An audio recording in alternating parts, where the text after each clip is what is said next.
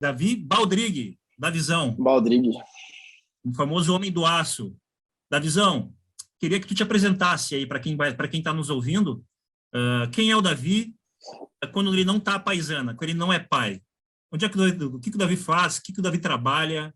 O que o Davi gosta de fazer? Enfim. Bom, o Davi é um empresário, né? Hoje eu tenho 2 empresas no ramo do aço. Uma na parte de distribuição de aço em geral, a outra na parte de arruelas e tal. Então, minha profissão especificamente é ser empresário, administrar essas 2 empresas que hoje a gente toca. Sou pai, né? Sou pai de uma menina de 6 anos, apaixonado por ela. E, cara, imagina assim, ó, um cara que gosta de curtir a vida sozinho, um cara que gosta de curtir a vida com a filha, né? Então, eu aprendi a administrar bem essa convivência com a minha filha e sem ela, porque é difícil a gente aprender, né? Viver sem ela também quando a gente se separa. Mas o Davi hoje é um empresário, que toca 2 empresas aí no ramo do aço. Bem, e quais são os hobbies do Davi? Hobbies do Davi, cara, hoje meu principal hobby é musculação. Eu não vivo sem, atividade física para mim é fundamental. Musculação hoje é minha segunda vida, né? É como se fosse ir trabalhar. Eu amo acordar de manhã para ir trabalhar, assim como eu amo sair da minha empresa e ir para academia e fazer minha musculação. Esse é o de praxe, né? Mas quando a gente tem o tempo, a gente dá uma corridinha por aí pela rua, dá uma corridinha pela praia. No passado, surfei bastante, depois as coisas foram afunilando, né? A gente começa a priorizar qual que é a atividade física que a gente mais gosta para fazer no tempo que a gente tem. Então, eu fiquei com a musculação especificamente. Bacana. Muito bem, Davizão. Agora, vamos falar um pouco. Eu gosto sempre de apresentar o pai, o homem por trás do pai também. O pai ali, o que o pai faz. Mas é o único momento que a gente fala sobre isso agora. Depois a partir de agora a gente entra aí só na paternidade. Eu quero ouvir de ti, Davi. Eu acredito que tu, Davizão, tu nasceu como pai 2 vezes. Acredito eu. Fico pensando eu na tua situação. Então, para quem não conhece o Davi, da Visão, ele tem dá para conhecer um pouco melhor o Davi numa conta chamada @Ford4 Dads _oficial, onde nós temos ali o Davizão e mais 3 grandes amigos dele compartilhando um pouco sobre como é que é ser pai divorciado.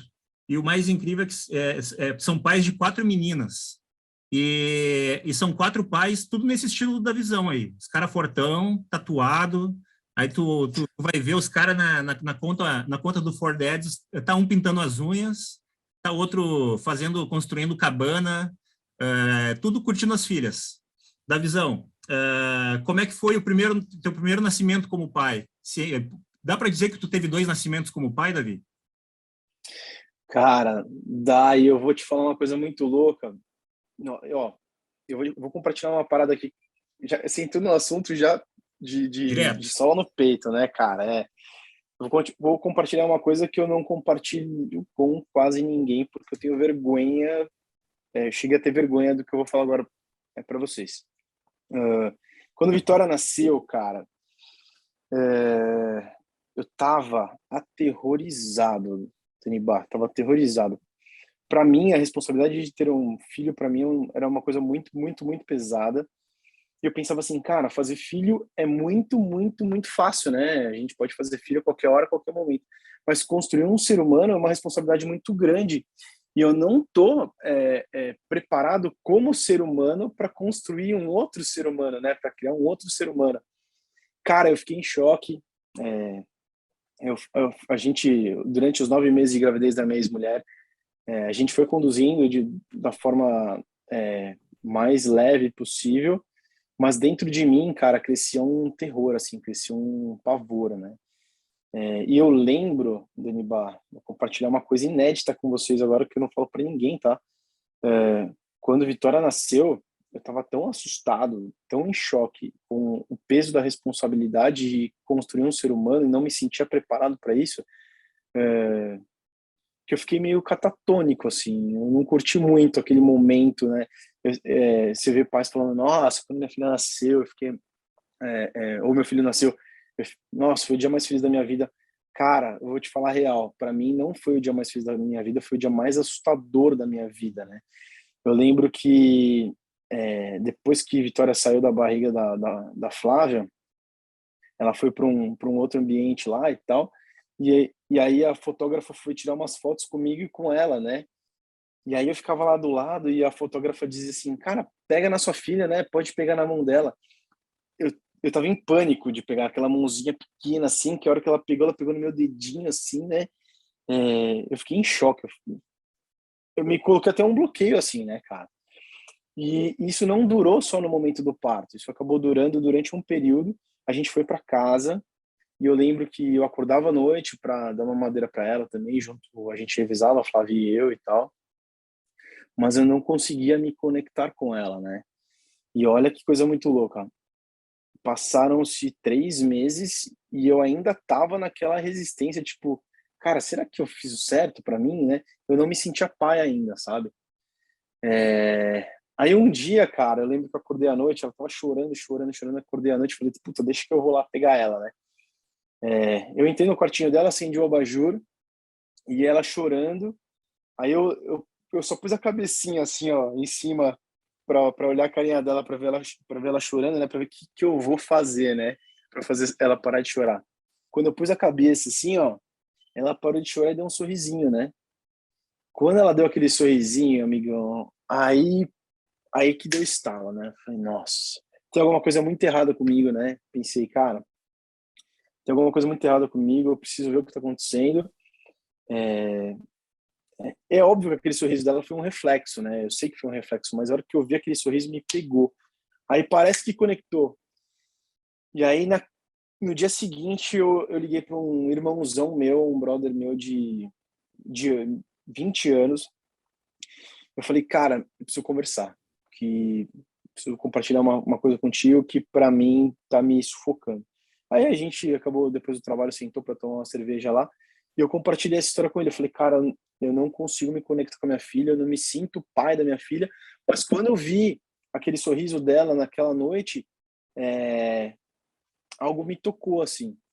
E eu sei que tem alguma coisa errada comigo, e eu preciso cuidar disso. Ele falou, Davizão, eu especificamente não posso te ajudar, mas eu sei quem pode. E aí, cara, ele me mandou para fazer o Leader Training, né? O Leader Training é um curso de autoconhecimento que você chega numa sexta-feira e vai embora num domingo. Denibá, cara, você não tem ideia, velho. Eu cheguei lá naquele treinamento, para mim foi um negócio muito chocante, assim, porque naquele treinamento eu descobri que o Davi que as pessoas conheciam e que eu conhecia não era o Davi de verdade, né? Naquele treinamento eles tiraram todas as minhas máscaras, aquelas máscaras que eu acreditava que era eu, e me colocaram de frente comigo mesmo. E a hora que eles me colocaram de frente comigo mesmo, eu percebi o quão fraco eu era emocionalmente, em vários sentidos, né? O quão inseguro eu era como homem, o quão fraco eu era como pai, o quão fraco eu era como ser humano, né? E é por isso que eu tinha tanta insegurança de construir um ser humano. Eu não me sentia. Eu me posicionava como se eu pudesse, né? Mas lá dentro eu não me sentia, né, cara, um ser humano forte o suficiente. E aí lá eu fiquei pelado emocionalmente, né? E aí quando você fica pelado emocionalmente, você olha no espelho e você fala, cara, tá bom, agora eu sei quais são as minhas deficiências, eu vou começar a trabalhá-las. E aí que a mágica acontece, né, cara? Quando você realmente assume as suas fraquezas, né? Você consegue trabalhar essas fraquezas e fortalecê-las, a mágica foi acontecendo. E o mais lindo de tudo isso, cara, é que durante esse processo, óbvio que eu comecei a estudar bastante, fui estudar PNL, fui estudar hipnose, fui estudar um monte de coisa para saber como o cérebro funcionava. Também para criar minha filha, eu fui estudar PNL para criar minha filha, né, que eu tenho um pouco disso, não tem jeito. Mas conforme as coisas vão fluindo assim, e você tá aberto a entender que você não precisa ser perfeito, que você não precisa, que tudo bem você errar, né? Mas desde que você esteja atento aos seus erros, desde que você esteja sempre presente e consciente para corrigir esses erros o mais rápido possível, né?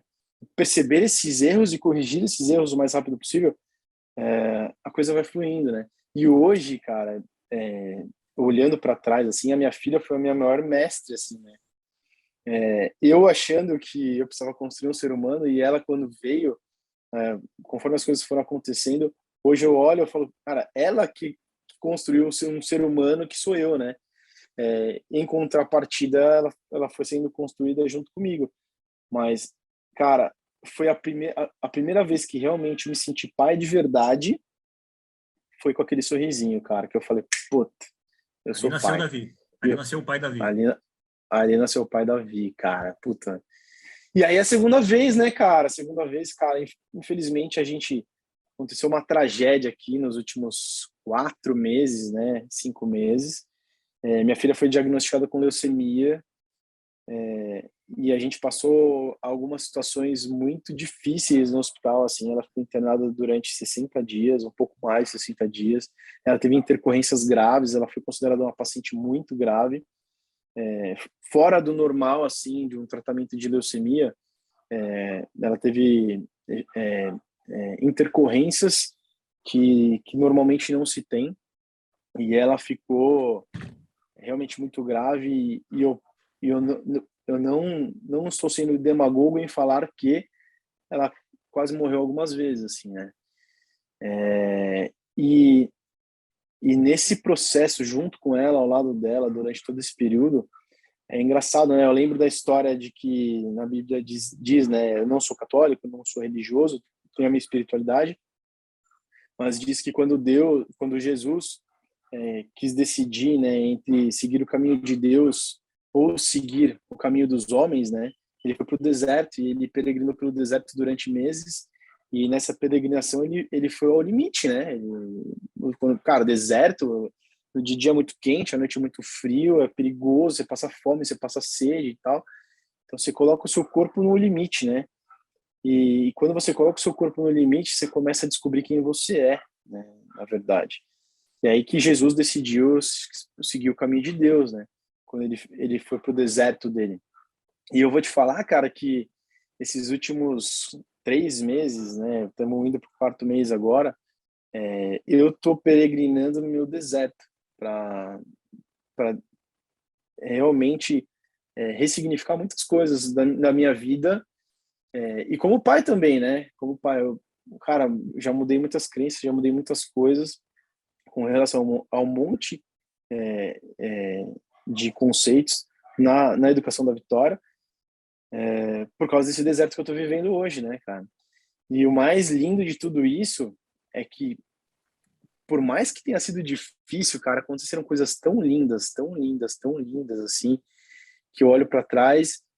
A gente ainda está peregrinando por ele, né? A gente ainda está vivendo ele, a gente ainda vai viver algumas coisas, mas o que já passou foram coisas tão lindas, assim, cara, que um dia eu quero compartilhar contigo, porque, cara, eu quero compartilhar isso com as pessoas, porque realmente me transformou num ser humano melhor.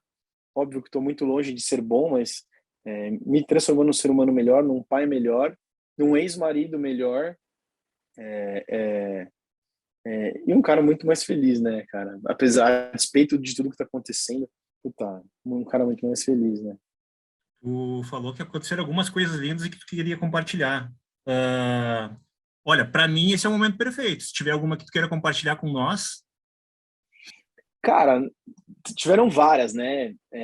Então, vou começar por uma simples, assim, né, cara? Teve um momento em que a Vitória estava internada, né? E ela fez aquele primeiro ciclo de quimioterapia, que é um soco no queixo, é muito forte e tal. A imunidade dela foi a quase zero, né? Só que quando a imunidade dela foi a quase zero, existem algumas bactérias no trato digestório. E essas bactérias que têm que ficar presas no trato digestório, por causa da quimioterapia muito forte, elas saíram, né? E a Vitória teve uma infecção generalizada. E quando ela teve uma infecção generalizada, ela não tinha células de defesa para combater a infecção, né? Então a infecção foi crescendo, crescendo, crescendo. E ela começou a perder o controle, a gente começou a perder o controle dessa infecção. Nesse momento, todo mundo ficou em choque, assim, os médicos ficaram muito preocupados, porque realmente ela podia morrer, né? E aí, tentamos várias coisas, e o último caso seria a doação de granulócitos. O que é a doação de granulócitos? É um processo bem complicado, tá? Não é simples você chegar lá, você passa por uma série de perguntas e doa seu sangue. Não, cara, granulócitos, assim, são células de defesa do corpo que eu tenho, que você tem, que todo mundo tem, que Vitória não tinha. Então, eu primeiro preciso ir até o lugar, aí eles fazem uma série de perguntas como se fosse doação de sangue, né? Você tem que passar por essas perguntas, e essas perguntas têm várias restrições. Se você for, por exemplo, se você for viajar para o Nordeste no último ano, você já não podia doar, né? Bom, aí você passa por essas perguntas. Aí você doa o sangue para ver se o sangue é apto, se está tudo ok. Aí eles levam o seu sangue para análise, você vai para casa, se o seu sangue tiver ok, né, se estiver apto a doar o sangue, a doar os granulócitos e tal, você volta lá, aí eles olham o calibre da sua veia para ver se comporta todo o processo e tal. E aí você tem que tomar um remédio, você volta lá uma segunda vez, não sei o que, aí você toma um remédio chamado granuloquine que estimula a produção de granulócitos no seu corpo. E quando você toma esse remédio, você vai para casa, você tem que ficar um período aí de 24 horas esperando esse remédio fazer efeito para você poder voltar novamente pro hospital para aí sim doar os seus granulócitos, né? Então, assim, a pessoa que quer doar o granulócito, primeiro, o granulócito não dá para armazenar. O cara doa, em no máximo 24 horas, a Vitória tinha que estar tomando, né? Tinha que estar transfundindo. Eu estou falando isso a grosso modo, tá? Porque tem toda uma parte científica nisso, técnica Sim. nisso. Mas estou falando o que eu entendi do processo. Então, assim, se Daniba quiser doar granulócitos para Vitória, Daniba tem que ter tempo e disponibilidade de ir pelo menos 3 vezes para doar esses granulócitos, né? Você tem que ficar à disposição do hospital, porque o hospital vai te ligar e falar, ó, você é apto para doar os granulócitos para Vitória. Então, quando a gente precisar, a gente vai te ligar, você tem que estar, e pode ser de dia, pode ser de noite, pode ser de madrugada, eles vão te ligar. E aí você tem que sair da sua casa, sair do conforto da sua casa, sair da companhia da sua mulher, dos seus filhos, para ir até o hospital para doar os granulócitos para Vitória. E quando você vai para doar os granulócitos, você fica pelo menos de 3 a 4 horas na máquina lá, tirando seu sangue para poder, filtrando seu sangue para poder doar. Então é um processo bem, bem complicado. E, cara, quando eles vieram para falar que a Vitória ia precisar, a médica, ela veio até meio preocupada, porque ela falou, Davi, cara, a cada 100 possíveis doadores que vêm para querer doar, a gente consegue 3 no máximo, assim, né? E Vitória vai precisar de uns 10, pelo menos. Cara, eu fiquei desesperado. Falei, cara, o que eu vou fazer, né? O que eu vou fazer e tal. Aí, por Deus, assim, cara, a gente tinha montado essa conta no Instagram do Fordere Oficial, acho que uns 2 ou 3 meses antes. E, assim, foi uma coisa tão legal, assim, que bombou de seguidores, assim, rápido, assim, né? Não são muitos, mas teve bastante gente muito rápido. E aí eu lembro da médica falando comigo, e ela falava comigo, eu já fui pegando o celular, assim, né? Tipo, já ansioso para pegar o celular. A hora que ela virou as costas, eu já peguei, já montei um stories lá. Falei, galera, o bicho pegou aqui, Vitória no hospital, tá com leucemia, pegou uma infecção, não tem células de defesa, precisa de doação de granulócitos. Quem puder ajudar, pelo amor de Deus, dá uma força. Cara, formou-se uma egrégora tão linda em volta dela, assim, cara, mas uma egrégora tão linda que eu postei isso nos meus stories às 5 da tarde. Daniba, no dia seguinte de manhã, as pessoas começaram a compartilhar, assim, né? Foi muito legal. No dia seguinte de manhã, tinha fila na porta do Einstein para doar sangue para Vitória. As linhas do banco de sangue do Einstein, tipo, congestionaram. Eles não conseguiam mais atender as pessoas que ligavam para querer dar sangue, doar sangue para Vitória, doar granulócitos para saber quem é que podia conseguir doar granulócitos para ela e tal. Foi um negócio, assim, foram 3 dias que o hospital ficou abarrotado de gente só para doar sangue para Vitória. E, cara, e a gente lá, como a gente estava num processo que a gente estava muito abalado emocionalmente, né, e tal, eu olhava aquilo, cara, eu lembro que a última vez que eu chorei, eu tinha 12 anos de idade, cara. Eu chorava que nem criança. Eu falava, cara, é muito lindo, né, ver quando o ser humano se propõe a ajudar assim, e a gente realmente quer deixar o nosso modo automático para poder ajudar alguém, como realmente a gente faz isso de forma linda, né, cara? Sim. E aí, amigos meus que foram para doar sangue, né, falavam assim, Davi, o banco de sangue aqui tá lotado, só tem gente que está falando da Vitória, só tem gente assim, doando, só se ouve falar de Vitória aqui embaixo, eles falavam, né?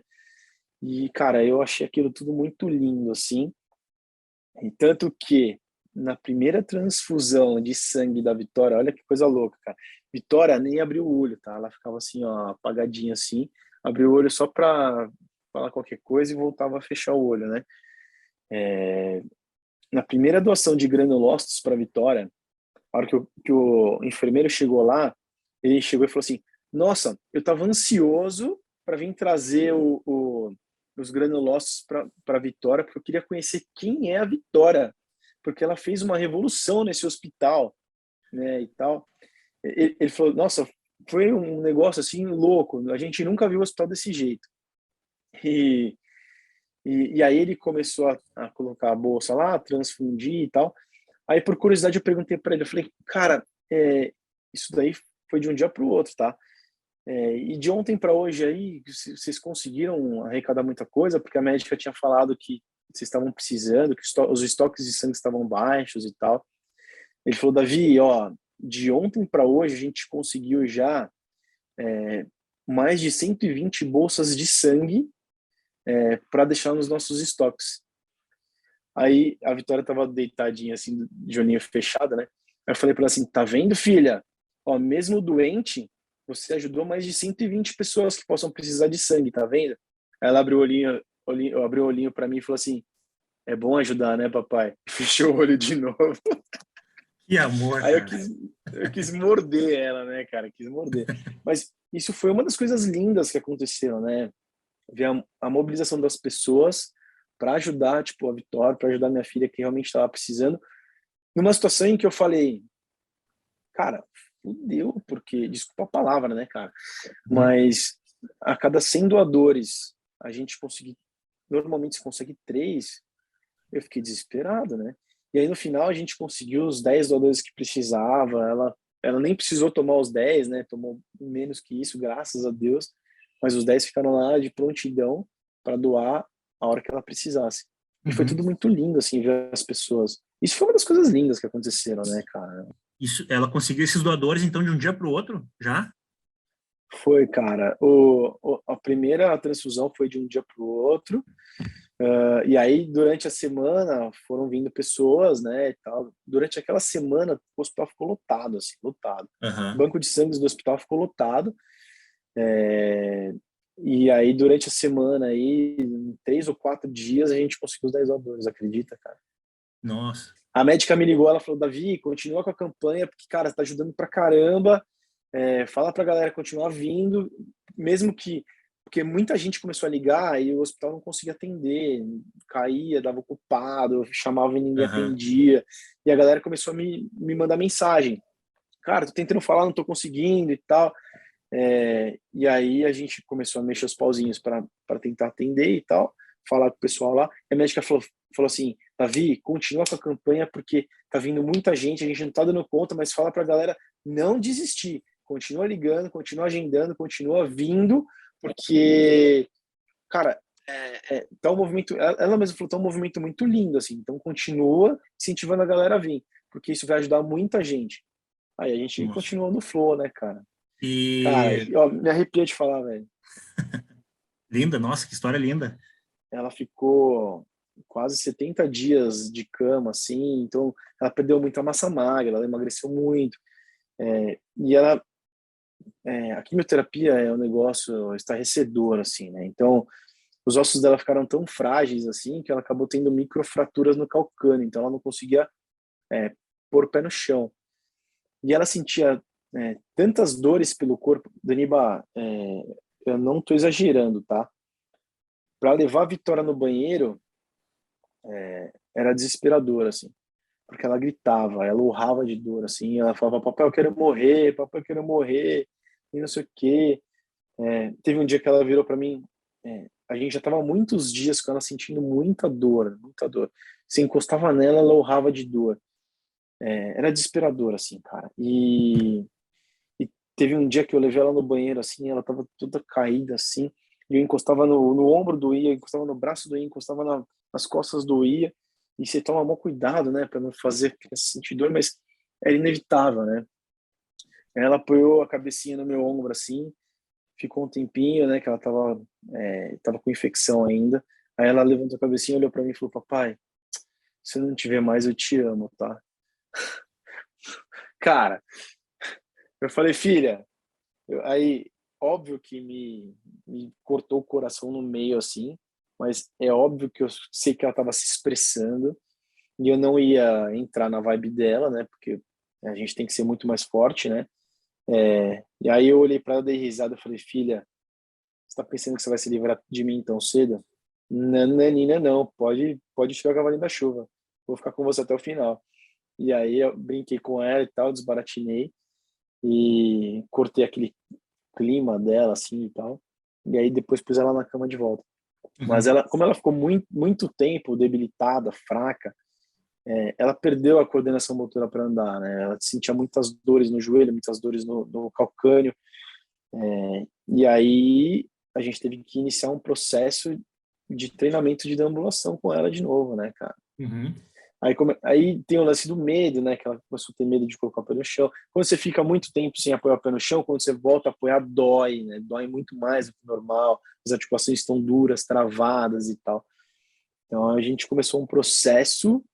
Até ela começar a dar os primeiros passinhos, eu fiquei treinando ela aí uns 10 dias, só tentando descarregar, movimentando a articulação, fazendo toda uma preparação para conseguir colocar ela de pé e ela se sentir ereta, assim, sabe? Aham. Então foi, E, cara, foi muito lindo, assim. e uma coisa muito.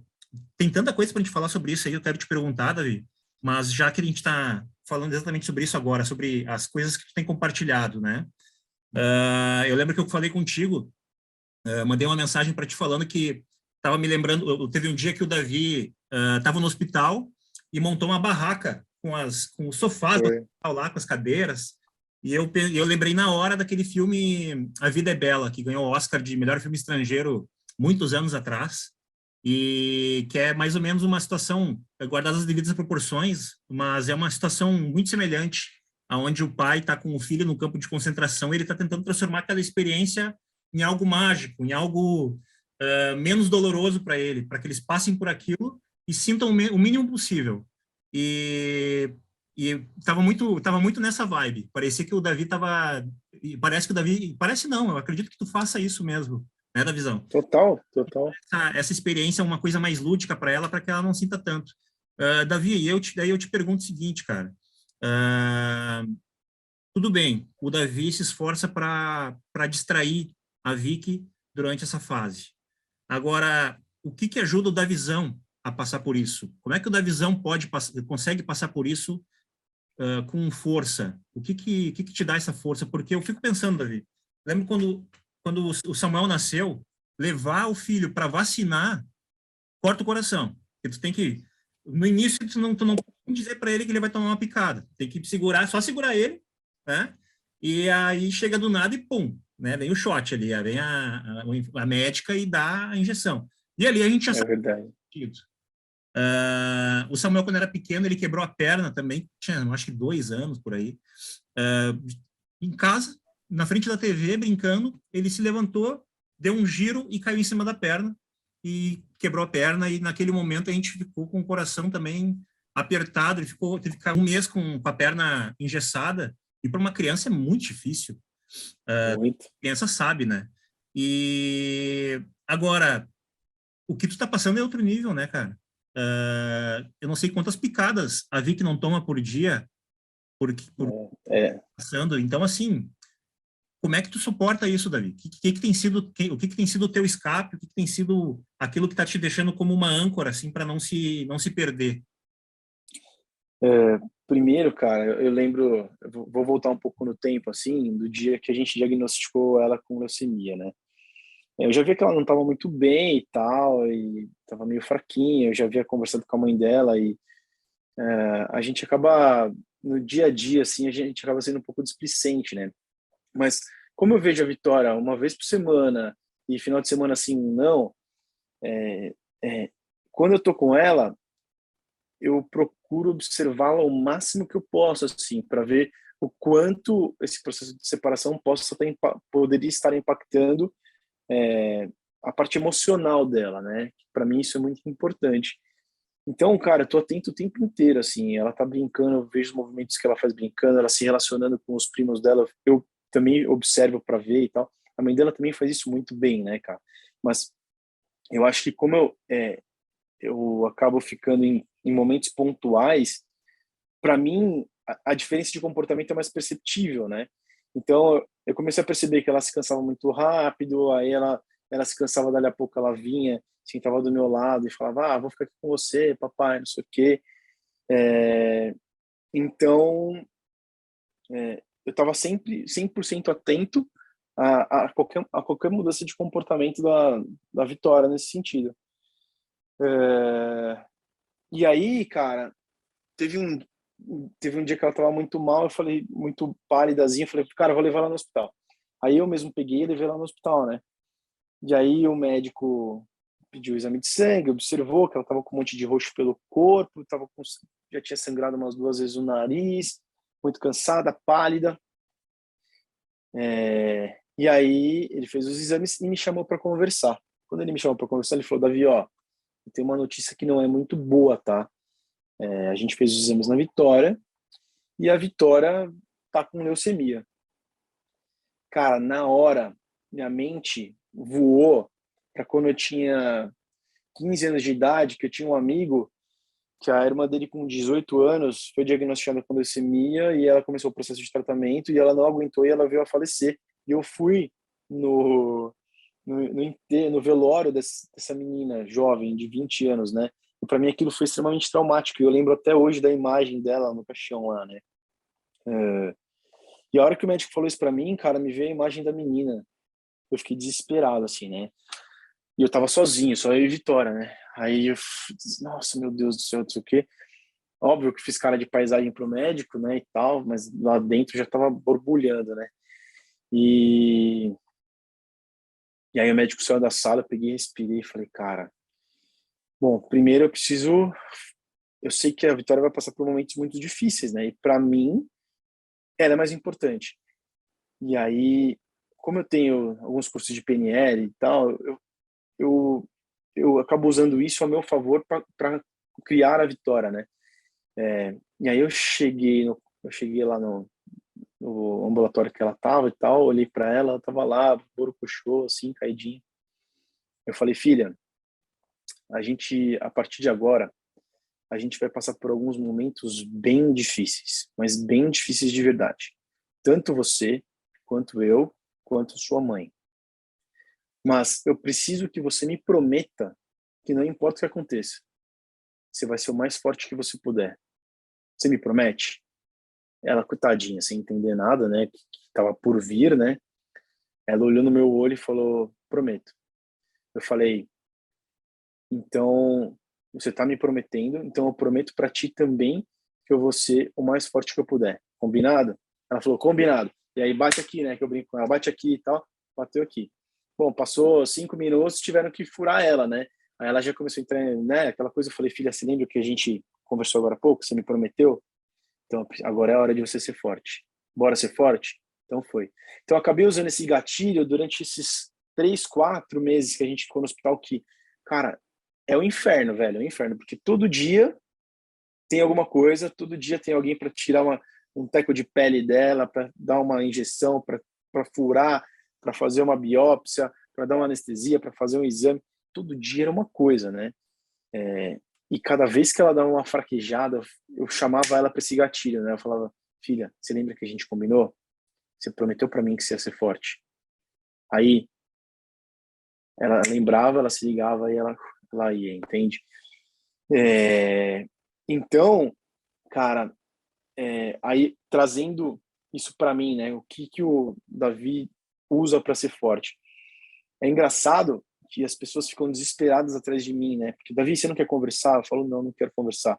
Davi, você não quer sair para fazer qualquer coisa? Falar, cara, eu sou um cara que quando eu tô com problemas, eu vou para minha meditação, eu me fecho para entender o que eu tô sentindo, saca?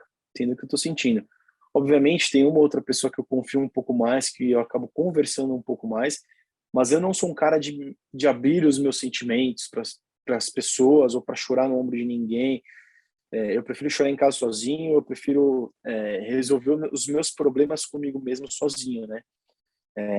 Mas, cara, nesse processo todo, é o que eu te falo, né? Aconteceram coisas tão lindas assim, que eu só tenho a agradecer, assim, man, porque a minha vida inteira, cara, todo mundo fala, né, sobre espiritualidade, né, sobre outras dimensões. Tá bom, todo mundo fala, mas a gente nunca viu, né, cara? Ah, mas tem que ter fé, né? Tem que ter fé, aquela parada toda e tal. Tá bom, mas você vai ter fé? Fé é acreditar em algo que você não vê, né? Tá bom, tudo bem. Mas para mim era muito sutil, muito superficial, eu não estava conectado a isso. Eu acreditava, eu sabia como o universo funcionava e tal, mas eu nunca tinha tido algo assim, né, cara?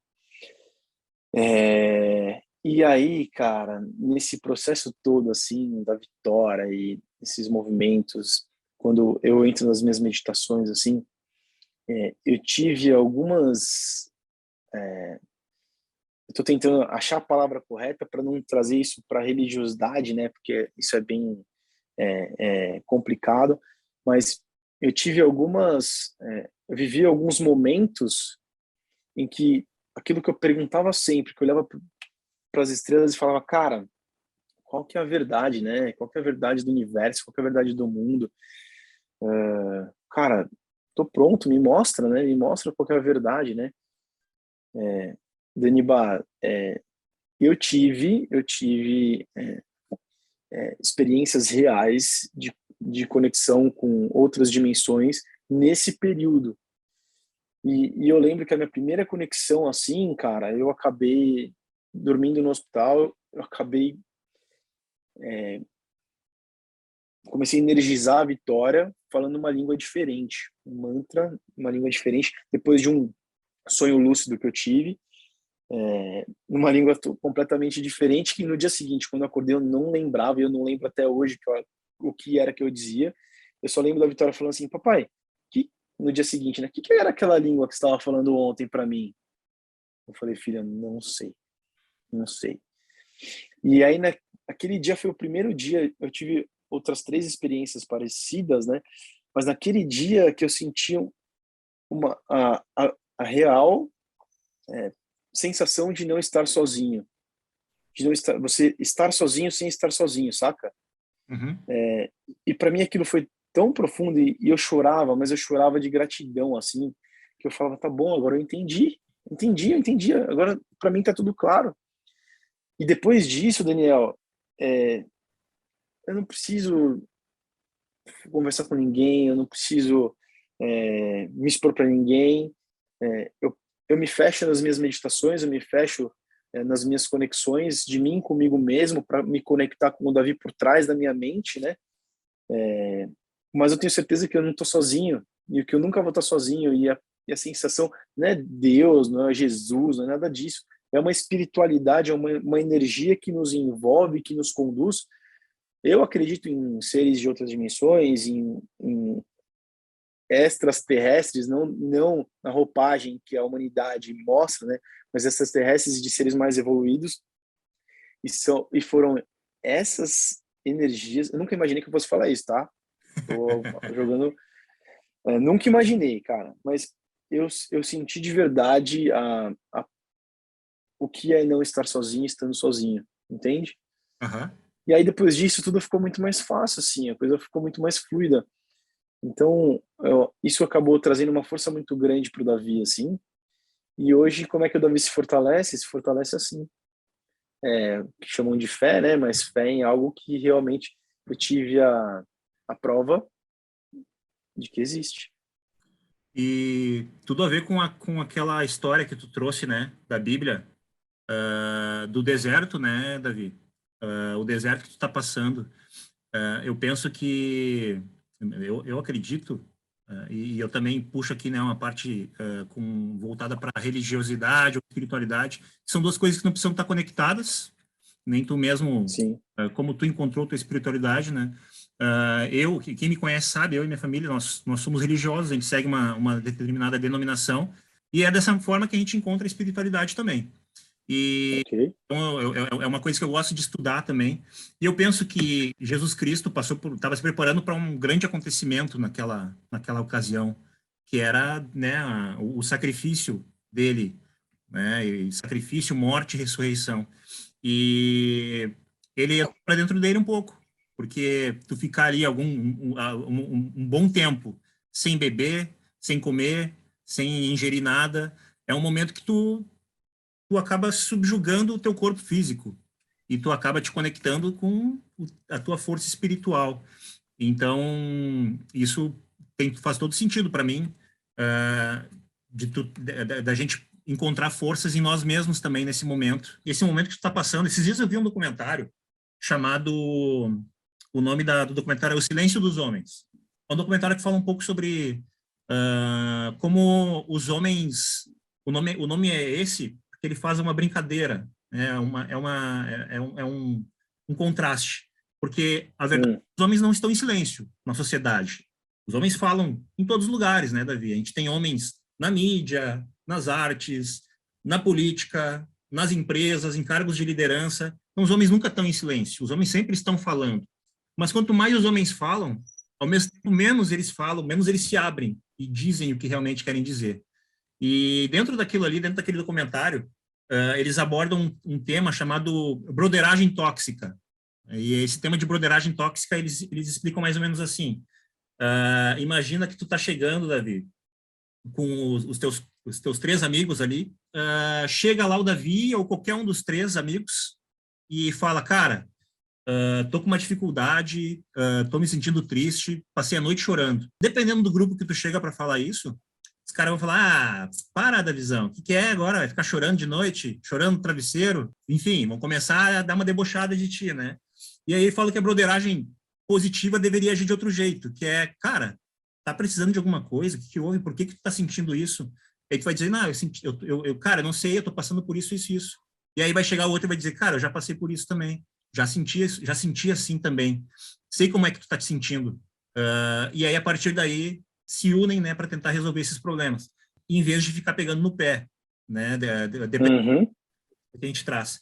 E eu queria saber de ti, assim, o quanto esse teu grupo de amigos, eles têm ajudado, têm tido alguma importância dentro desse processo que tu está passando? Cara, ó, é engraçado você falar sobre isso, isso é muito legal, porque eu me afastei de alguns grupos de amigos justamente por causa disso, tá? Porque muito antes da Vitória ficar doente, né, eu tava numa vibe completamente diferente, querendo coisas diferentes, buscando coisas diferentes, né? E é uma parada muito louca, porque quando você começa a fazer coisas diferentes do que você sempre fez, aquela galera que está acostumada com você fazendo aquela coisa que você fazia antes, começa a se incomodar, né? É, é como se eles estivessem te perdendo, e aí, quando eles se veem te perdendo, né?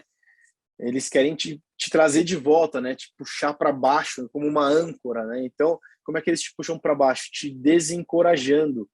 Então, você está indo numa direção, pô, você está se afastando de duas uma, né? Ou está se afastando, não quero você longe, ou você está se destacando demais, isso me incomoda o meu ego aqui.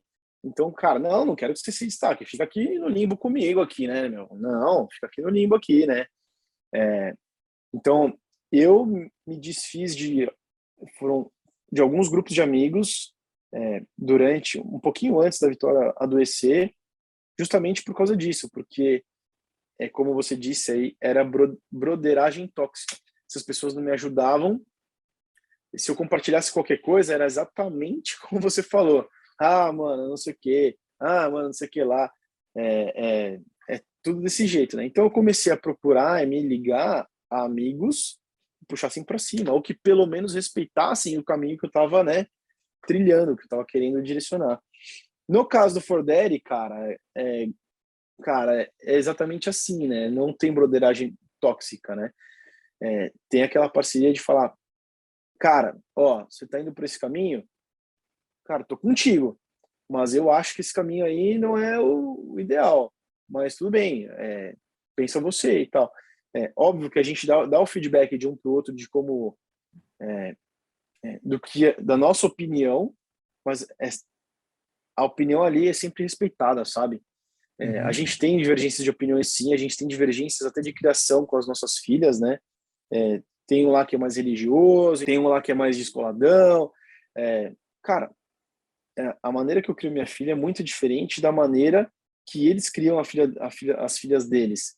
Mas se não transgride nenhum dos meus valores como ser humano, tá tudo bem, tá tudo bem.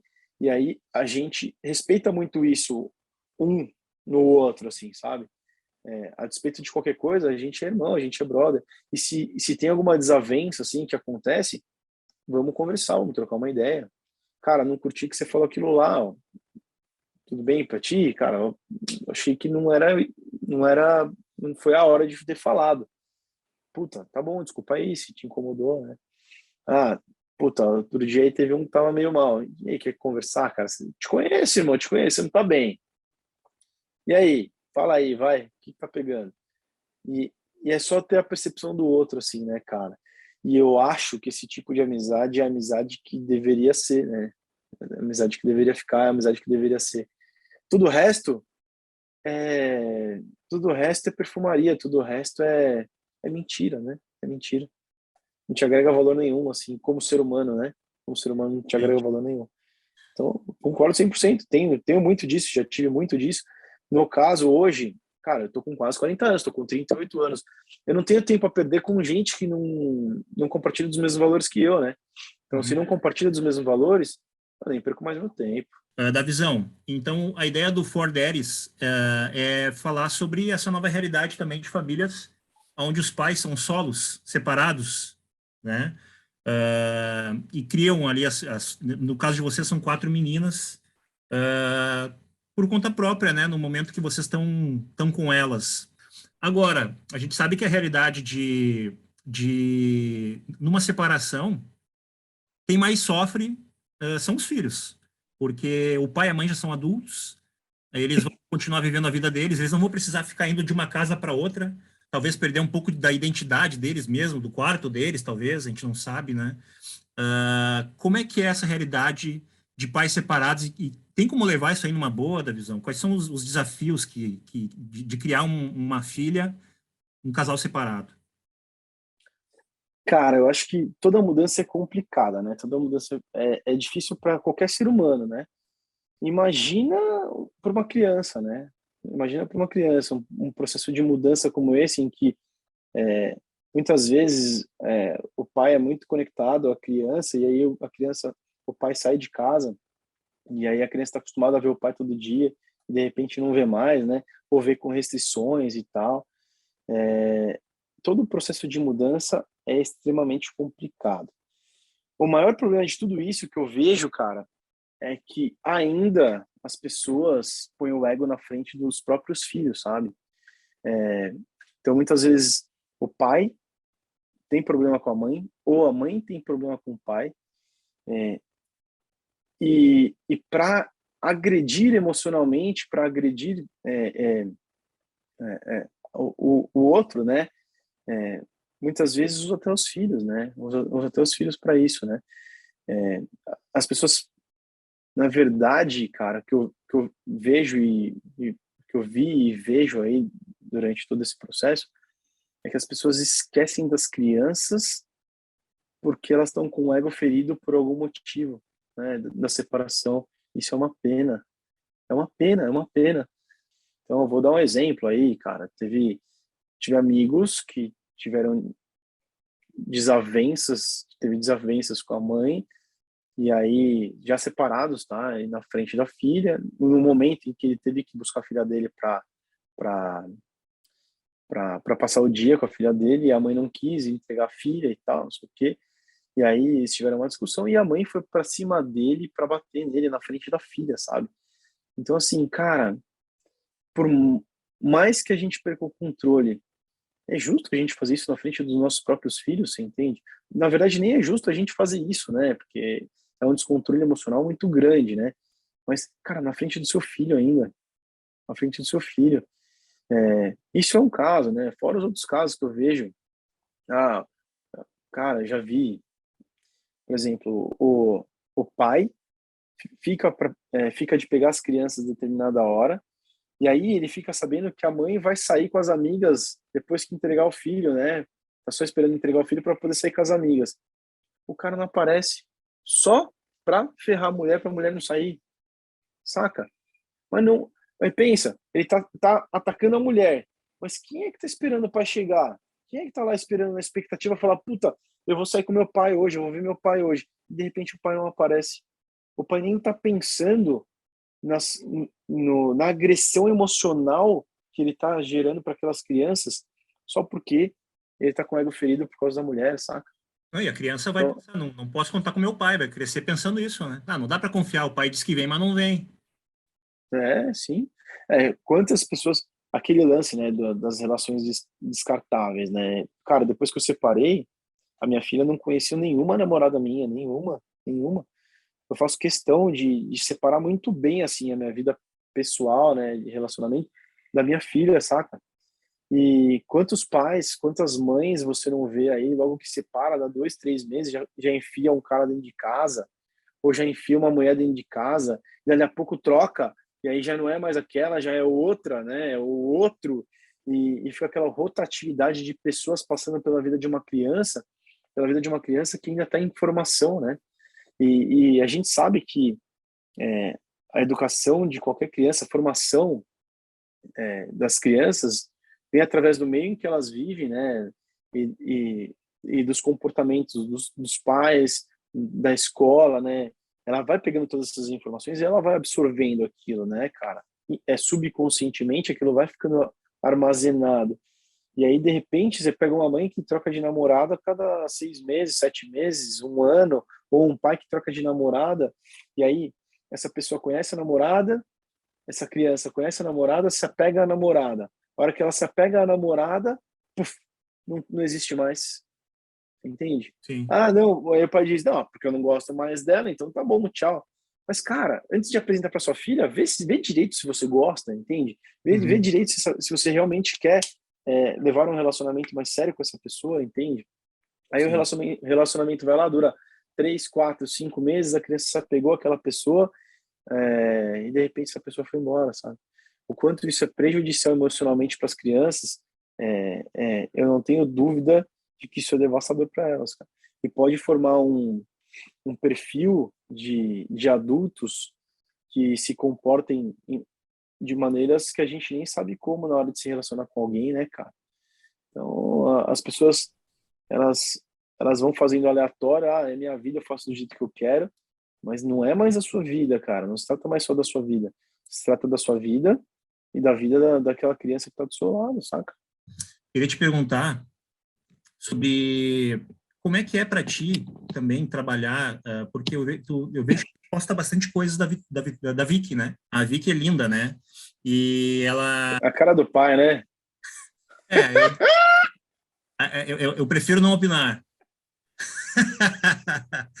Não, mas Fala aí. a Vicky, eu vejo que tu bota bastante coisas dela nas redes sociais e cara, é um acalento para mim, assim. Eu gosto muito de ver quando tem stories de vocês, mas eu penso, a dúvida que me surge da visão é o seguinte: até onde tu te preocupa, talvez, com a exposição dela? Tá mostrando ela frágil, né? Mostrando ela numa situação frágil, de fragilidade. Tem pessoas que já falaram para ti, talvez, que eu acho que tu expõe demais a tua filha, eu acho que tu não devia demonstrar tanto assim. Como é que fica Sim, essa questão para ti? uma coisa que eu aprendi sobre liderança que me fez um líder melhor, tá? Não só nas minhas empresas, mas um líder também, porque quando você é um pai, você é um líder, né, cara? O que Uhum. é um líder? É um exemplo, né? Você é um exemplo que as pessoas têm que compartilhar os seus valores e o que você acredita. Então, aí você lidera essas pessoas que compartilham dos mesmos valores que ti, né? E aí, cara, eu vou te falar uma parada que eu me tornei um líder melhor depois que eu comecei a fazer isso, tá?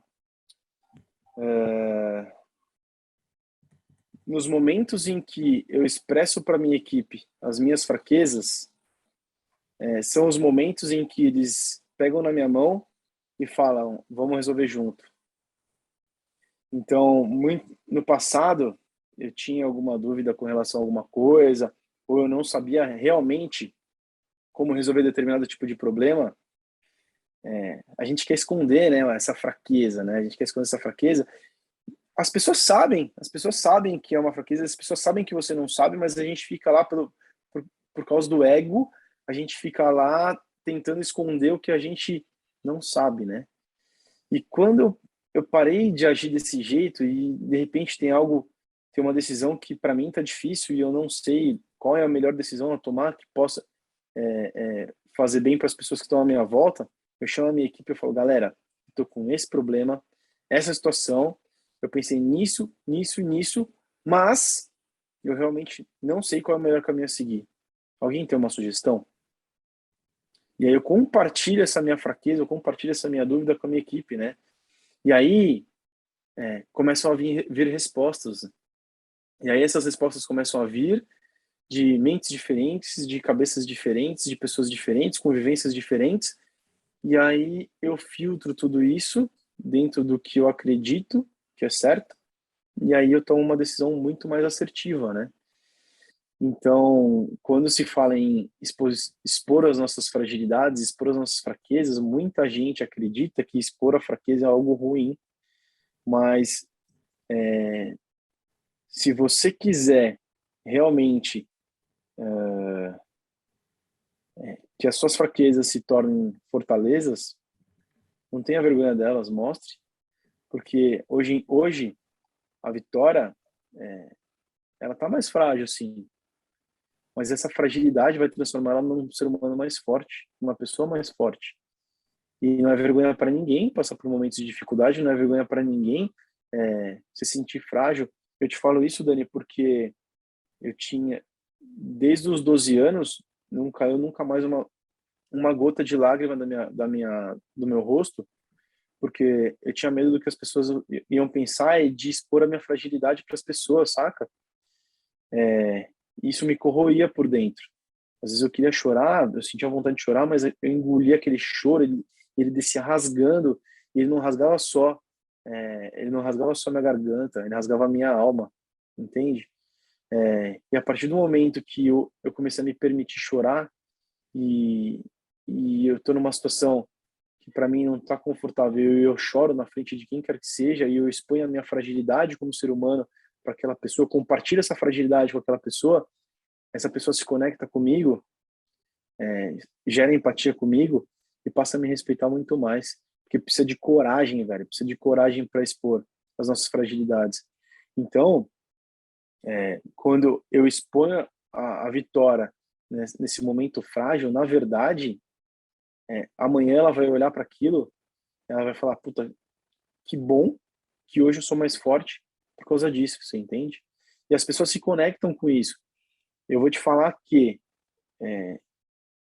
dentro dessa história toda aí, dessa egrégora de amor linda que se formou em volta da Vitória, tanta gente falando que ora por ela, tanta gente falando que quer saber de como ela tá. Foi tanta gente doar o próprio sangue, doar o próprio tempo num momento da história em que a gente tem que o nosso tempo é valioso, né? As pessoas dispuseram o dia delas para estar lá doando sangue para a Vitória. Não foi porque a Vitória se mostrou forte, foi porque a Vitória se mostrou frágil, né? Foi porque eu expus realmente aquela situação que estava nos fragilizando e as pessoas se prontificaram em ajudar da melhor maneira possível. E isso é amor, brother. Isso é amor. E o mundo, cara, é, a humanidade, na minha concepção, ela só vai evoluir com amor. E quando eu digo amor, é o amor a despeito do ego. Você não expor a sua fragilidade, é o seu ego falando lá, ó, não vou expor, porque quem sabe o que vão pensar de mim. Agora, quando você pega e você fala, cara, ó, tô aqui, ó, eu sou esse merda que você tá vendo aqui, e às vezes eu faço um monte de coisa errada, e porque realmente eu sou um merda, e eu tenho muito que aprender ainda nessa vida, a pessoa vai olhar para ti e vai falar, tá bom, você tá na humildade de querer aprender, então tá bom, se eu tiver alguma coisa para te ajudar, eu vou te ajudar. Você entende? Sim, Então, cara, eu acho que isso é bullshit, você ficar pensando em só expor as suas partes fortes. A verdadeira força vem da sua fragilidade, cara. uhum. Então, e hoje, assim, a Vitória tá tão forte, assim, ela se mostra uma criança tão forte, a despeito da doença dela, assim, realmente eu não acho, assim, que ela tá frágil. Eu acho que ela nunca esteve tão forte como ser humano, assim, na vida dela. Quando ela tava mais saudável, eu acho que ela não era tão forte quanto ela é hoje. Eu tô fazendo isso intencionalmente pela Vitória, porque eu sei que amanhã ela vai esquecer de muita coisa. E ela vai esquecer de muito aprendizado que, que ela teve agora. Então, quando ela pensar em fraquejar, cara, eu vou mostrar a foto dela. Eu tenho fotos dela, cara, deitada na cama, assim, desnutrida, careca, assim. Nossa, cara, fotos. Essas fotos, obviamente, eu nunca vou expor, né? Mas eu Uhum. guardo essas fotos para mostrar para ela e falar. No dia de amanhã, eu tenho certeza, cara, tenho certeza que eu vou chegar para ela, vou mostrar essas fotos e falar: filha, você tá chorando por causa disso? Olha aqui, ó. Olha aqui o seu estado, você saiu desse estado aqui, você é a mulher linda que você é hoje. Você entende? Você tá se achando fraca, filha? Passou pela sua cabeça pensar que você não consegue porque você é fraca? Ou porque alguém falou que você é fraca e quer te colocar para baixo? Olha aqui pelo que você passou, olha a sua situação que você passou e você sobreviveu e hoje você tá aí. A Vicky, ela sempre foi e continua sendo muito vaidosa. Eu lembro que ela sempre uh, ela tinha um cabelo maior, né, um cabelo comprido, sempre muito bem arrumada e segue muito bem arrumada, né, agora sem o cabelo, mas está numa estileira, sempre ali com os jeans dela, né, as roupas da hora. Como é que foi para ela? Ela sentiu, isso mexeu com a autoestima dela e tu tem trabalhado isso com ela? Quando a gente estuda, a gente consegue algumas ferramentas, né? E uma das coisas que a hipnose me trouxe foi ferramentas para ressignificar momentos, né, cara? Então, quando a gente começou o tratamento, eu já sabia que ela ia ficar careca. Então, eu costumo contar histórias, né, para Vitória. E através das histórias, eu passo mensagens. Então, ela conhece a história de Henry Ford, de Thomas Edison, de Elon Musk, todos os grandes empresários e cientistas e criadores da humanidade. Eu conto a história para ela, né? E como eu sabia que o cabelo dela ia cair, todo dia antes de dormir eu conto uma história para ela, né, nesse sentido. E aí eu tava no hospital, ela falou: papai, me conta uma história. Eu falei: tá bom. Aí me veio um insight desse lance do cabelo e tal. E aí eu contei a história de Sansão para ela. Só que, obviamente, eu manipulei a história de Sansão a meu favor, né? Então eu contei que Sansão era um guerreiro, e aí ele acabou pegando um bichinho, e esse bichinho deixou ele muito doente, mas muito doente de verdade. E quando começou a tratar esse bichinho, os medicamentos que ele tomava para tratar o bichinho fez com que o cabelo dele caísse.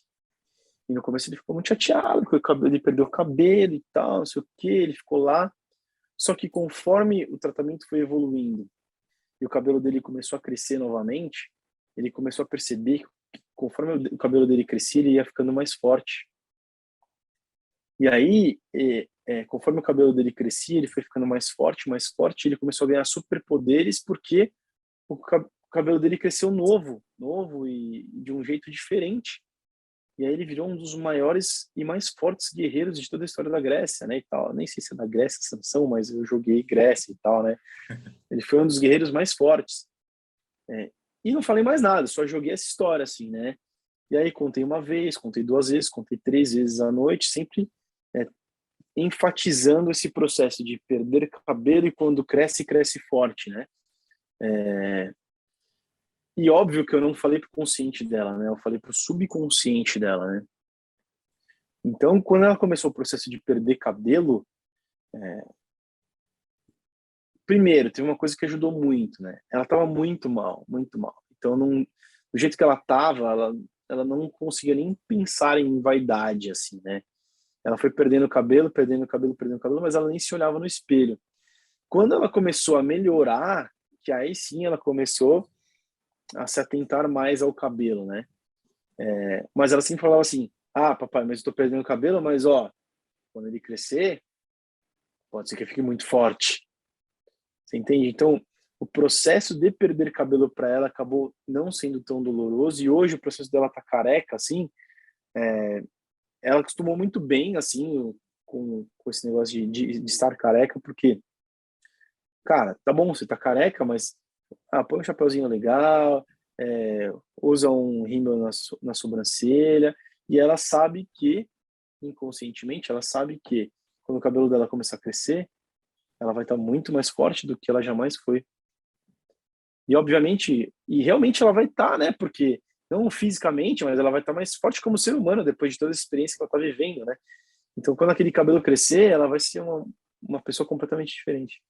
Então, isso acaba, na verdade, a gente acaba conduzindo a situação mais ou menos utilizando essas ferramentas, sabe? Uhum. Então, hoje ela leva de boa, assim. A gente até mandou fazer peruca para ela e tal, mas ela não usa. Ela fala: papai, não, eu gosto de mim careca, tá bom. Uhum. De vez em quando, a mãe dela fala que de vez em quando ela fala assim: ah, como é que foi que ela falou outro dia? Outro dia, deve fazer 1 mês e meio atrás. Ela não queria usar nenhuma roupa porque nenhuma roupa ficava bonita porque ela estava careca, né? Então, óbvio que uma criança vai ter essas oscilações, né? Uhum. Mas a gente vai levando de forma leve, assim, só Sim, leva leve. Não é o fim do mundo, sabe? Não é o fim do mundo. sim. Interessante, muito bom, genial, essa questão da história, né? Não tem melhor jeito de gravar qualquer coisa com eles do que contando histórias, né, da visão. E, História é isso aí, cara. e uma coisa que eu queria te perguntar, Davi, agora que tu tá passando por isso, né? Tem coisas que a gente só percebe quando a gente passa por aquilo. Tem coisas que a gente só observa quando a gente está passando por uma determinada situação. E eu queria perguntar para ti assim, se tem alguma coisa que tu percebeu que a sociedade como um todo, tanto a sociedade, né, culturalmente falando, né, ou todos nós convivendo como e também individualmente, né, pensando em pessoas e no lidar com pessoas individualmente.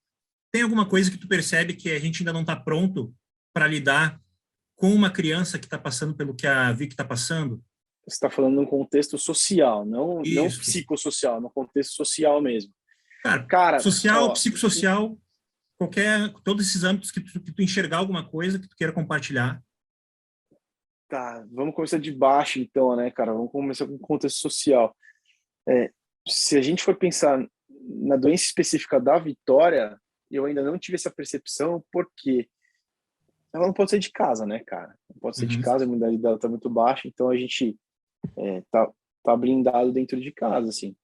Mas, a despeito da doença da Vitória, tem algo que me incomoda, que é até um assunto que a gente queria abordar no Fordere, né? E acabou que a gente não abordou, porque a Vitória acabou ficando doente nesse período, que isso é um desafio para nós pais, né, cara? Um desafio para nós pais. Cara, qualquer lugar que eu vá com a Vitória e ela precise ir no banheiro, ela tem que ir num banheiro masculino com uma privada toda mijada, desculpa a palavra, né, mas toda Real, suja, imunda, real. né?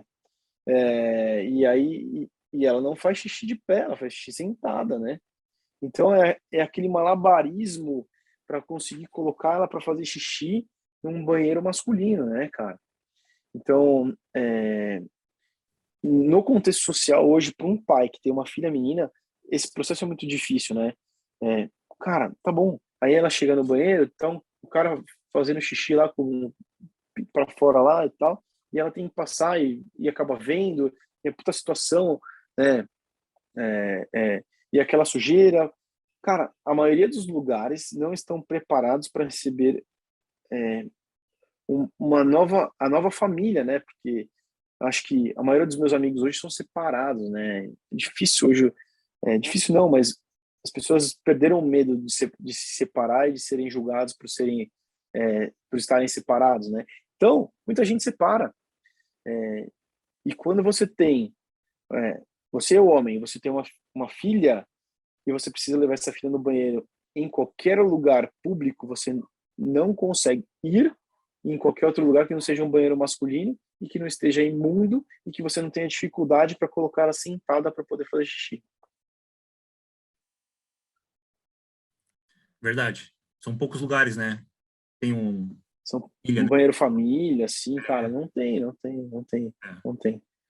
Agora, Verdade. no contexto psicossocial, assim, cara, é um negócio muito engraçado, né? Porque aos poucos momentos que eu saio com a Vitória, assim, eu percebo o olhar das pessoas de dó, de dó, mas elas olham, tipo, uma criança que está com câncer como se ela já tivesse morta, assim, né? A percepção que eu tenho é, tipo, cara, realmente, né? É uma situação muito difícil, é uma situação muito difícil, é uma situação muito dolorida, mas as pessoas olham com muita dó, assim, sabe? Com muito... E isso me incomoda um pouco, saca? Porque tá bom, ela tá passando por um momento difícil, mas ela não precisa da, da piedade de ninguém, né? Ela só precisa tá lá, normalmente, né? E não é porque ela tá com câncer que ela vai morrer, né? Hoje em dia o tratamento de câncer tá bem evoluído, apesar de ser uma doença devastadora, né? O tratamento para vários tipos de câncer tá muito evoluído, assim. Então não é uma sentença de morte, né, cara? Então, isso me incomoda um pouco. Então, mas assim, ainda não caíram fichas ainda, porque a gente sai muito pouco com ela, né, cara? A gente Sim. sai muito pouco. Então, minha experiência nesse contexto ainda é muito rasa. Mas Aham, eu vou ter elas e vou compartilhar, pode apostar. com certeza. Manda para nós, que daí a gente também vai espalhar por aí para a gente tentar tornar esses lugares um pouco melhor, né, para Vamos, a gente compartilha crianças, junto, né? claro. E, Davizão, eu tinha te falado que nós temos um quadro, né, no nosso podcast chamado Pergunta pro Teu Pai, tá? Como é que funciona o Pergunta pro Teu Pai? Eu já vou te explicar. Antes de eu te explicar o que que é, eu queria que tu agora, vamos puxar aí o Davi, homem do aço de volta aí, tá bom? Eu queria que tu pensasse em algum processo ou algum termo, algum procedimento dentro da indústria do aço, dentro da fábrica, ali onde tu trabalha, que seja algo complicado de explicar. E me diga aí o nome desse processo. Bem técnico, algum processo bem técnico. Tá, vamos falar do processo de fábrica mesmo, que é o processo de corte rotativo do material, então. Tá. Então tá, corte rotativo do material, da visão. Eu vou fazer aqui agora o papel da Vic, sem aqueles olhos lindos, né? E sem aquela doçura. Mas eu quero que tu explique agora para mim, que sou a Vicky, o que que é, como é que é o nome mesmo? Corte rotativo do material, Corte rotativo do material. O que que é o corte rotativo do material? Mas lembrando que eu sou. Quantos anos tem a Vicky? 6. Eu sou uma menina de 6 anos. Eu quero entender o que que é o corte rotativo de material. Valendo. Sim. Valendo. Filha, sabe aquele rocambole que você come que é todo enroladinho? Então, imagina um rocambole assim, ó, todo enroladinho assim, ó. Então imagina que esse rocambole, a gente quer cortar ele no meio, só que a gente não pode pegar uma faca e cortar o rocambole no meio. A gente tem que abrir ele e ir cortando fatia por fatia. Então imagina assim, ó, que a gente vai fazer um bolo e eu vou abrir esse rocambole e a gente vai cortar esse rocambole na metade, tá?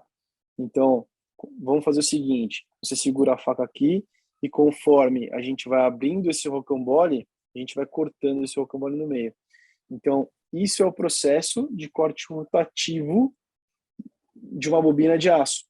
A bobina é como o rocambole, a máquina é como se fosse essa faca que fica aqui no meio, E conforme a gente vai abrindo o rocambole e o rocambole vai passando, a gente vai cortando ele durante toda a extensão dele até lá ao final. E o que que é rotativo, pai? Não entendi essa parte rotativo. Essa palavra não. Rotativo é redondo. É redondo. Então, por exemplo, se eu tenho o rocambole, ele vai fazer um corte rotativo. Agora, é, se eu tivesse uma massa de pão e eu fosse com a faca e fizesse só um corte assim, esse seria um corte transversal, não um corte rotativo. Então, o corte rotativo é aquele em que a gente corta o rocambole.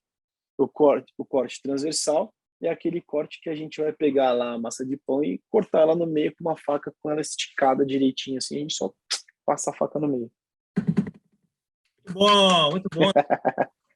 Nota 10, nota 10. Pô, negócio chato de falar, né, cara? Difícil de explicar, hein? Saiu bem. Porra, bicho. Puxou o rocambole. Puxou o rocambole. Até eu entendi agora, quando tu falou em rocambole, até eu conectei, né, cara? Tô até suando aqui agora, velho. Não, nota 10 da visão. Da visão. Então, a ideia do For Daddies é falar sobre essa nova realidade também de famílias onde os pais são solos, separados, né? E criam ali, no caso de vocês, são 4 meninas, por conta própria, né? No momento que vocês estão com elas. Agora, a gente sabe que a realidade numa separação, quem mais sofre são os filhos, porque o pai e a mãe já são adultos, eles vão continuar vivendo a vida deles, eles não vão precisar ficar indo de uma casa para outra, talvez perder um pouco da identidade deles mesmo, do quarto deles, talvez, a gente não sabe, né? Como é que é essa realidade de pais separados e tem como levar isso aí numa boa, da visão? Quais são os desafios de criar uma filha, um casal separado? Cara, eu acho que toda mudança é complicada, né? Toda mudança é difícil para qualquer ser humano, né? Imagina para uma criança, né? Imagina para uma criança um processo de mudança como esse, em que muitas vezes o pai é muito conectado à criança e aí o pai sai de casa e aí a criança está acostumada a ver o pai todo dia e de repente não vê mais, né? Ou vê com restrições e tal. Todo o processo de mudança é extremamente complicado. O maior problema de tudo isso que eu vejo, cara, é que ainda as pessoas põem o ego na frente dos próprios filhos, sabe? Então, muitas vezes, o pai tem problema com a mãe, ou a mãe tem problema com o pai, e para agredir emocionalmente, para agredir o outro, né? Muitas vezes usa até os filhos, né? Usa até os filhos para isso, né? As pessoas, na verdade, cara, que eu vejo e que eu vi e vejo aí durante todo esse processo, é que as pessoas esquecem das crianças porque elas estão com o ego ferido por algum motivo, né? Da separação. Isso é uma pena. É uma pena, é uma pena.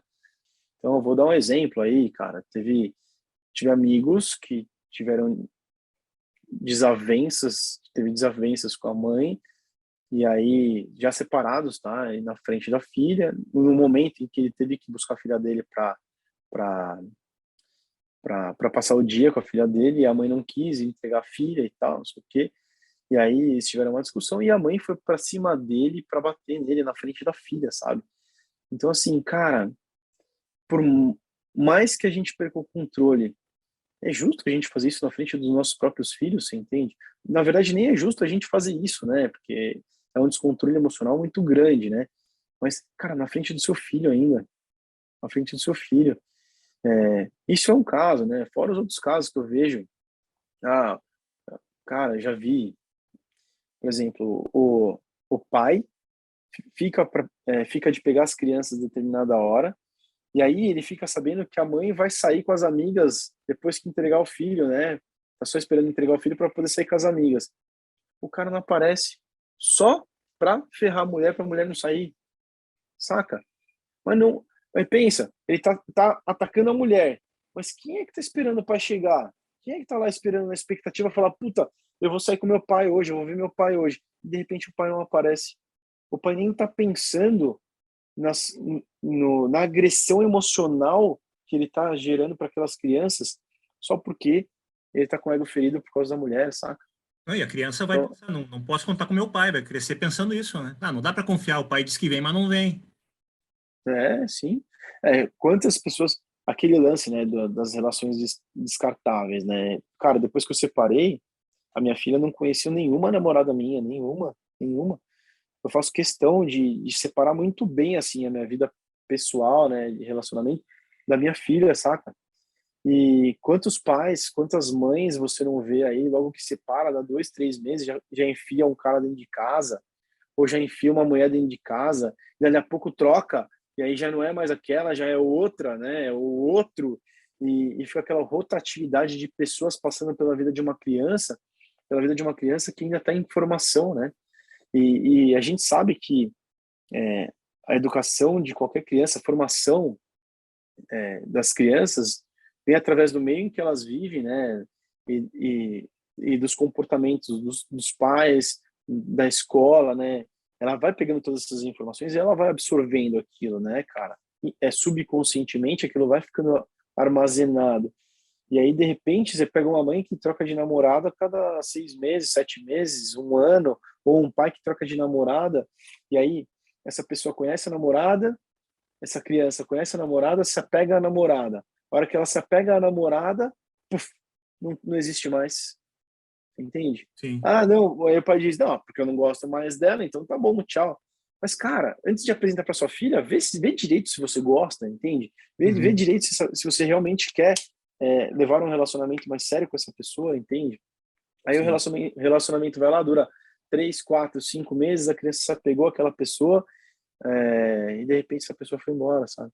O quanto isso é prejudicial emocionalmente para as crianças, eu não tenho dúvida de que isso é devastador para elas, cara. E pode formar um perfil de adultos que se comportem de maneiras que a gente nem sabe como na hora de se relacionar com alguém, né, cara? Então, as pessoas, elas, elas vão fazendo aleatório, é minha vida, eu faço do jeito que eu quero, mas não é mais a sua vida, cara. Não se trata mais só da sua vida. Se trata da sua vida e da vida daquela criança que tá do seu lado, saca? Davizão, muito bom o papo, cara. Gostei muito. O Toma que o filho é teu, agradece aí o teu tempo, tua disposição. Eu sei que é um cara ocupado, né? Mas eu sou grato aí por tu acreditar aí no projeto e ter comprado a ideia e ter disponibilizado mesmo, né? Encontrar um horário na tua agenda aí. A gente está aí 1h30 conversando já. E, e eu queria agora deixar aqui, em primeiro lugar, as portas abertas para te sempre poder, quando quiser voltar, quiser falar um pouco mais, quiser deixar qualquer mensagem, quiser nos dar um update aí da Vicky, como é que estão indo as coisas. Nossa casa está aberta para ti e adorei o papo mesmo. E eu acho que a gente podia ficar ainda muito mais tempo conversando, mas, enfim, né? Agora já são aí 10 da noite.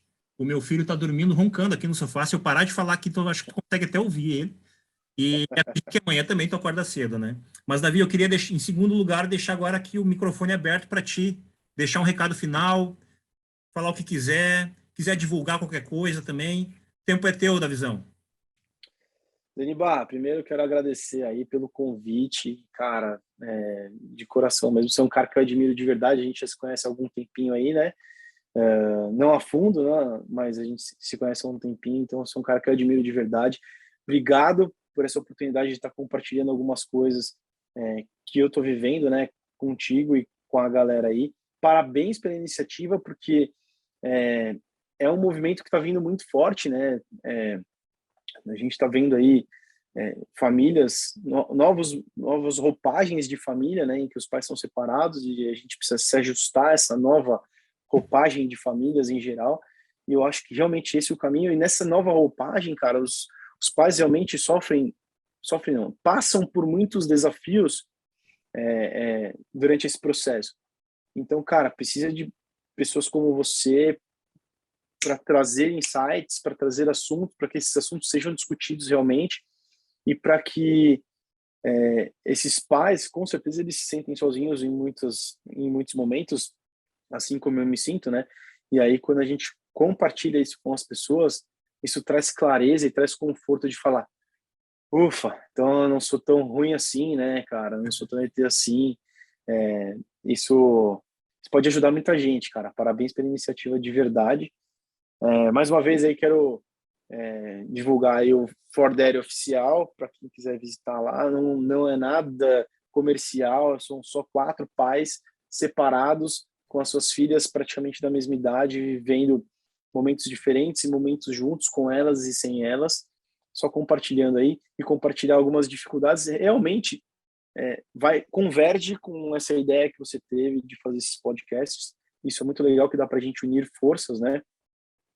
Porque realmente a gente percebeu esse gap, essa dificuldade dos pais em geral, né? Assim como tem pais que usam filhos para manipular as mães, assim como tem pais que são ausentes, assim, que é uma pena, né? Pais ausentes, porque eles perdem a oportunidade de crescer, né? Mas assim como tem pais que são ausentes, tem pais que querem fazer o melhor, né? E às vezes não fazem o melhor dentro daquilo que eles sabem, né? Do que eles podem fazer, mas dá para ser melhor, né? E para ser melhor a gente tem que compartilhar as nossas experiências. Então, cara, parabéns, fiquei felizão e tô contigo nessa jornada, cara. Vamos compartilhar aí os nossos aprendizados o mais que nós pudermos. E é isso aí, Danibar. Parabéns aí de novo, cara. Valeu, Davizão.